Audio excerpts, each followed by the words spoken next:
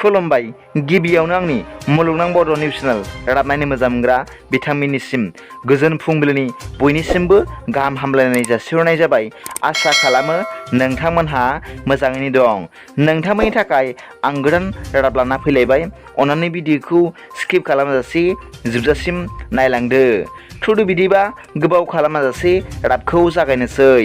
दिनै फुंबिलिनि मोननैसो गाहाय रादाबफोरा जाबाय। सेथियाव दं मैया आसामनि बिजनीआव सासे सिखावआ सासे फोरोंगिरिनिफ्राय साननि समावनो 1 लाख रां सेनानै लांदों होनना खौरां मोन्दों। मख'जाथावदि बे फोरोंगिरि बिथाङा बे 1 लाख रांखौ मनायाव लादोंमोन आरो बेजों लोगोसे आसाम ग्रामीण बिकास बेंक आरो पस्ट अफिसनि एकाउन्ट बुकबो दंफायोमोन होनना खौरां मोननाय जादों। नैथियाव दं मणिपुरनि हा गिसिखानाय जाथायाव आरोबाव मैया आसामनिफ्राय सानै सुबुं जिउ गोमाबावबाय होनना रादाबनिफ्राय मिथिनो मोननाय जादों। मख'जाथावदि मणिपुरनि हा गिसिखानाय जाथायाव दासिम आसामनि मरिगाव जिल्लानिफ्राय 14 जन जाबाय होनना खौरां मोननाय जादों। मख'जाथावदि मणिपुरनि हा गिसिखाबाय थानायनि जाहोना जादों रेल लामा बानायनायनि थाखाय। मानोना दासान्दि मणिपुरनि गोजौ हाजोनि हा आरो अन्थाइफोरखौ दानख' रेल लामा बानायनाया सोलिगासिनो दं आरो बे रेल लामा बानायनाया सुबुंनि थाखाय मोजां खौरां। नाथाय बाराद्राय हा गिसिखानाया सुबुंफोरनि गोसोआव गिखांनायबो लाबोदों होनना रादाबनिफ्राय मिथिनो मोननाय जादों। थामथियाव दं गुवाहाटि नोगोरनि 6था जायगाफोरनि मुंफोरा सोलाय-सोल' जासिगोन होनना खौरां मोन्दों।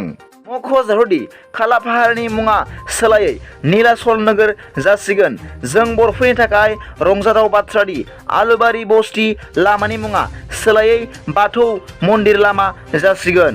बिहाबारि ओनसोल लामानि मुङा बबाथारन दास लामा जासिगोन। सेरावबातिनि गोदान मुङा आर्य नोगोर जासिगोन होनना रादाबनिफ्राय मिथिनो मोननाय जादों। ब्रैथियाव दं क'क्राझार जिल्लानि उफ्रा जिल्ला पुलिस बिबानगिरि सुजित सिंह फानेश्वरखौ शिबसागराव APBNनि कामान्डेन्ट महरै थिसनथाइ हरबाय होनना रादाबनिफ्राय मिथिनो मोननाय जादों। मख'जाथावदि मैया बिथांखौ क'क्राझाराव बाइक रेलिनि गेजेरजों जोबथा बिदाय होयो होनना मिथिनो मोननाय जादों। बाथियाव दं मैया मनसुर सेम इन्डास्ट्रीनि डाइरेक्टर श्री सैयद आब्दुल सुइद बिथाङा दैबानानि थाखाय मदद होनो BTCनि चिफ केयार फान्डआव 3 लाख रां अनसुंथाइ होदों। बिथां BTCनि गाहाय मावफुं सोद्रोमा प्रमद बर'नि आखायाव।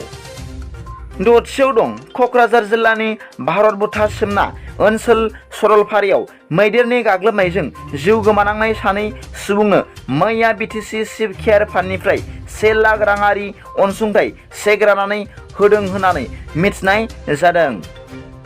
थ' फुंबिलिनि मोननैसो रादाबा दा बेखिनिल'मोन। सोरबाफोर आंनि चेनेलखौ दासिमबो साबस्क्राइब खालामाखैबा अन्नानै साबस्क्राइब खालाम आरो बेल आइकनावबो थुनानै हो, जाहाथे आं गोदान रादाब फोसावबाय थायोब्ला नोंथांनियाव सिगांग्रो नटिफिकेसन सौहैयो। गाबोननि फुंबिलिनि रादाबाव नोंथांमोनखौ गोसो गोथारै बरायहरनाय जाबाय। गोजोन्थों।